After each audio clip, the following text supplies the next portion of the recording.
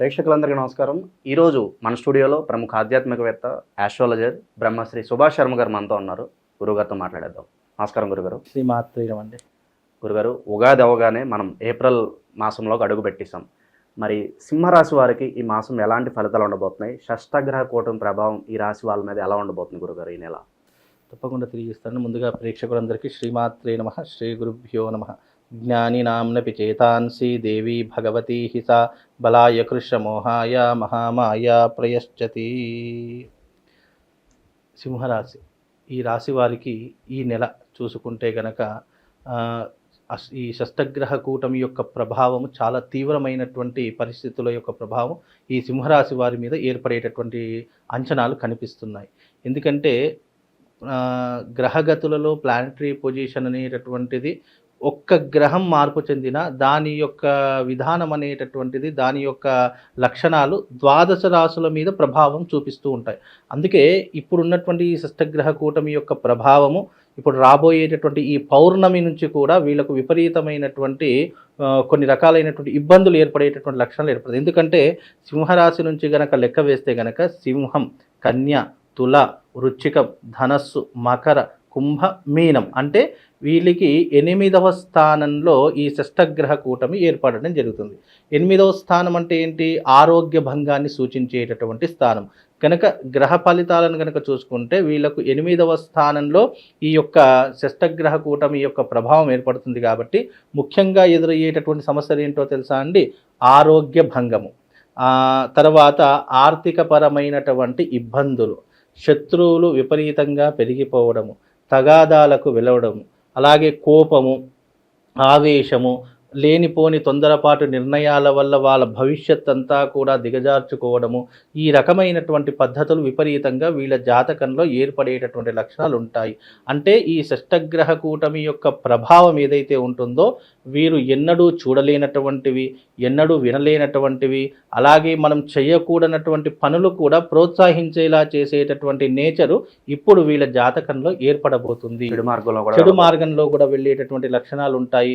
పరస్త్రీ సాంగత్యం పెట్టుకోవడము, తాగుడికి బానిస కావడము, లేదు అంటే ప్రతి ఒక్క చిన్న విషయానికి కోపపడము, అయిన వాళ్ళని తిట్టడము, అలగడము, లేదు అనంటే కనుక చీకటి రూములో కూర్చోవడము, ఏం చేయాలో తోచక అనవసరమైన డిప్రెషన్లకు వెళ్ళిపోవడము, ఇలాంటి లక్షణాలు అనేటటువంటివి ఏర్పడేటటువంటి సూచనలు కనిపిస్తాయి. కనుక సింహరాశి వారు ఈ నెలలో కాస్త జాగ్రత్తగా ఉండేటటువంటి ప్రయత్నం చేయాలి.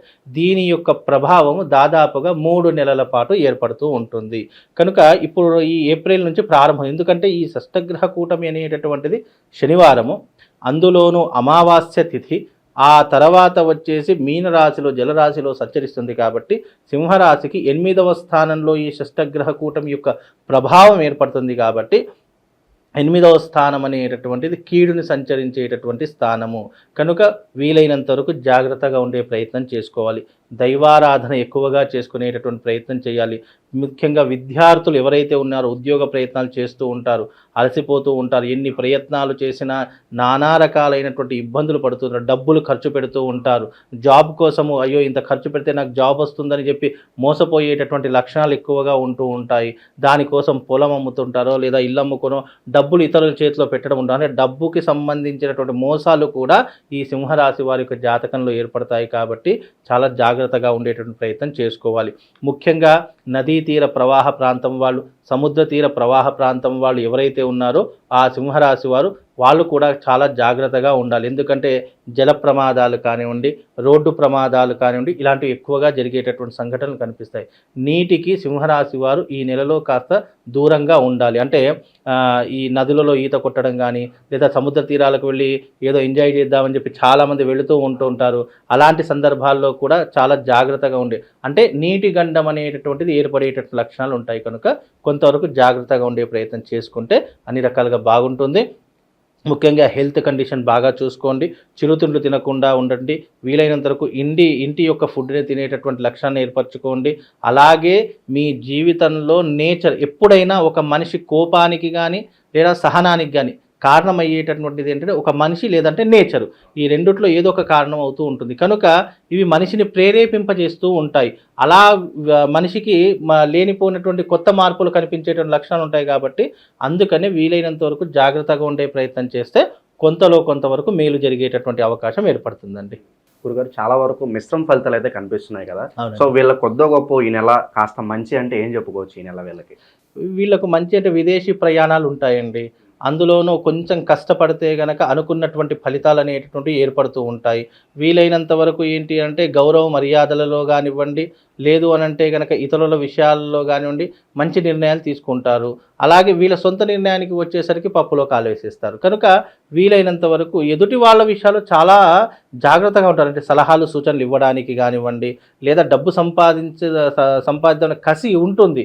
కానీ వీళ్ళ దగ్గరికి వచ్చేసరికి అంత ఎఫెక్ట్ పెట్టలేనటువంటి పరిస్థితుల్లో ఉంటూ ఉంటారు. కాబట్టి అంత చెప్పుకోదగ్గటువంటి ఫలితాలు అయితే ఏమి అది మెయిన్గా ఏంటంటే ఇప్పుడు ప్రస్తుత ఈ షష్టగ్రహ కూటమి యొక్క ప్రభావమే వీళ్ళ మీద ఉంటుంది. దాని తర్వాత న్యాచురల్ అన్ని రకాలుగా బాగుండేటటువంటి లక్షణాలు ఉంటూ ఉంటాయి. అందులోనూ ఇప్పుడు సింహరాశి వారికి కూడా ఈ రాబోయేటటువంటి 3 నెలలు కొంచెం గడ్డు కాలము కనుక సరైనటువంటి జాగ్రత్తలు తీసుకుంటే బాగుంటుంది. ఇప్పుడు అగ్ని అని అనుకుంటాం, అగ్నిని ముట్టకురా నాయన అది కాలుతుంది అని చెప్తూ ఉంటాము. ఎలా కాలుతుంది అని చెప్పి వేలు పెట్టామనుకో కాలకుండా ఉంటుందా? కాలుతూనే ఉంటుంది. కాబట్టి మనం ఏదైనా చెడు సంఘటనలు జరుగుతూ ఉన్నాయి అని మనకు సూచన కలిగినప్పుడు దానికి మనం దూరంగా ఉంటే మనకు కొన్ని రకాలైనటువంటి ఉపశమనం అనేటటువంటిది కలుగుతుంది. కనుక గ్రహచార గోచార ఫలితాలు ఎలా ఉంటాయంటే నాయన ఈ పని చేయకు అంటే ఆ పని చేయకుండా ఉంటే బాగుంటుంది. ఈయన చెప్తే వినేది నేనేంటి వినేది అంటే ఆ యొక్క దారిద్ర్యాన్ని అనుభవించేటటువంటి స్టేజ్ వస్తుంది. కనుక కొన్ని విషయాల్లో జాగ్రత్తగా ఉండాలి. జ్యోతిష్యం అంటే ఏంటి అని అంటే కనుక ఒక చీకటిలో ఉన్నటువంటి వ్యక్తికి వెలుగుని ప్రసాదించడము. నాయన ఈ దారి గుండా వెళితే నీకు దురదృష్టము లేదా అదృష్టము అనేటటువంటి సంకేతాలు 2 రకాలుగా ఉంటుంది. జ్యోతిష్యం అలాంటి మార్గాన్ని నిర్దేశిస్తుంది అని చెప్పేటటువంటిదే తప్ప ముట్టుకుంటే ఏమవుతుంది, పట్టుకుంటే ఏమవుతుంది, లేదు అని అంటే కనుక ఈయన చెప్తే వినేది నేనేంటి వినేది అని మనము గొప్పలకు పోయో లేదా ఎవరో చెప్తే నేనెందుకు వినాలి అని చెప్పేసి అహంకారంతో ఇలాంటివి ఏర్పరచుకున్నాం అనుకోడు ఆ కష్టాన్ని అనుభవించి తీరుతాడు. కాబట్టి నువ్వు కష్టపడకూడదు అని చెప్పేటటువంటి లక్షణం ఉన్నటువంటిదే జ్యోతిష్యము తప్ప అంతకు మించి జ్యోతిష్యం ఏం మెరాకిల్స్ కాదు, ఏం మ్యాజిక్ కాదు, లేదు అంటే కనుక అదేదో అద్భుతాలు సృష్టించేటటువంటిది కాదు.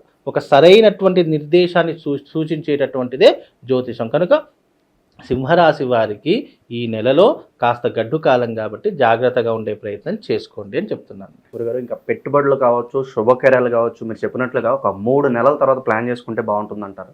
ఇప్పుడున్నటువంటి ప్రస్తుత కాలంలో కనుక చూసుకున్నట్టయితే పరిణామాలు అనేటివి తీవ్రంగా ఉంటూ ఉంటాయి. కనుక ఏదైనా కానీ పెట్టుబడులు పెట్టేటటువంటి విషయంలో కానివ్వండి, లావాదేవీల విషయంలో కానీ కాస్త జాగ్రత్తగా ఉండాలి. ఎందుకంటే ఇప్పుడున్నటువంటి స్థితిలో కనుక పెట్టుబడులు పెడితే తిరిగి వచ్చేటటువంటి అవకాశాలు చాలా తక్కువ శాతంలో కనిపిస్తున్నాయి. కనుక ఈ యొక్క షష్టగ్రహ కూటమి యొక్క ప్రభావము అలాగే దీని యొక్క పరిణామము సింహరాశి వారి మీద తీవ్రంగా ఉంది కాబట్టి కొంతవరకు జాగ్రత్త. పెట్టుబడులు అనేటటువంటి ఎప్పుడు పెడతాము అని అంటే మన జాతకంలో గ్రహస్థితి బాగా ఉచ్చస్థానంలో ఉన్నప్పుడు గజకేసరి యోగం అనేటువంటి ప్రతి మనిషి జాతకంలో కొన్ని సందర్భాల్లో వస్తుంది. అలాంటి సిచ్యువేషన్స్ ఉన్నప్పుడు మనం ఏ దాంట్లోనే పెట్టుబడులు పెట్టవచ్చు. పెట్టిన పెట్టుబడులు ఎప్పుడైనా కూడా మనకు తిరిగి వచ్చేటటువంటి అవకాశాలు ఏర్పడతాయన్నప్పుడు దానికి సరైనటువంటి నిర్ణయము, సరైనటువంటి ముహూర్తము, లగ్నము, యోగము, కరణము ఇవన్నీ కూడా చూసుకొని మనం పెట్టుబడులు పెట్టాలి. అయితేనే మనకు పెట్టిన పెట్టుబడులకు లాభం అనేటటువంటిది చేకూరుతుంది. నా జాతకం బాగుంది కదా నేను పెట్టుబడులు జాతకం బాగున్నంత మాత్రాన పెట్టుబడులు పెడితే యోగం ఉండదు. యోగం ఉండాలి. యోగం అనేటటువంటిదే మనిషిని అత్యున్నతమైనటువంటి స్థితికి తీసుకొని వెళుతుంది. కనుక ఇప్పుడు జాతకంలో కొన్ని సంవత్సరాల వరకు ఇప్పుడు గురుబలం బాగుంది, నాకు అదృష్టం కలిసి వస్తుంది అని అంటే గురుబలం అనేటటువంటిది ఎవ్రీ ఇయర్ గుర్తుపెట్టుకోండి 5గురికి బాగుంటుంది. మిగతా వారికి మధ్యమ ఫలితాలు, మిశ్రమ ఫలితాలు ఉంటాయి తప్ప అందరికీ బాగుండదు. అందరూ పెట్టుబడులు పెట్టాలి అని అనుకుంటారు, కానీ దానికి సరైనటువంటి యోగము, ముహూర్తం అనేటటువంటిది బలంగా ఉంటే నువ్వు పెట్టినటువంటి పెట్టుబడికి తప్పకుండా నీకు లాభాలు వస్తూ ఉంటాయి. నువ్వు పెట్టిన పెట్టుబడులు తిరిగి నీ చేతికి వచ్చేటటువంటి అవకాశం ఏర్పడుతుంది.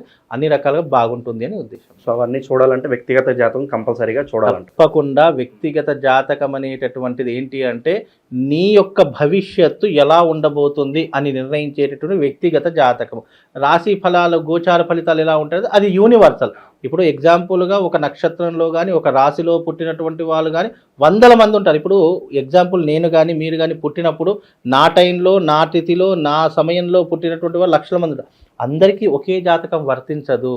ఎందుకు అని అంటే గనక పుట్టినటువంటి ఘడియను బట్టి పుట్టినటువంటి సమయాన్ని బట్టి దాని యొక్క వ్యక్తిగత జాతకంలో ఉన్నటువంటి ఫలితాలను బట్టి మనిషి యొక్క జాతకం అనేటటువంటి నిర్దేశించబడుతుంది. కనుక నువ్వు వ్యక్తిగతంగా ఏదైనా పెట్టుబడులు పెట్టాలి అనుకుంటే, వ్యక్తిగతంగా నువ్వు ఏదైనా బిజినెస్ పెట్టాలి అని అనుకుంటే అది నీ వ్యక్తిగతమైనటువంటి జాతకమే చూడాలి తప్ప గోచార ఫలితాలు వర్తించవు.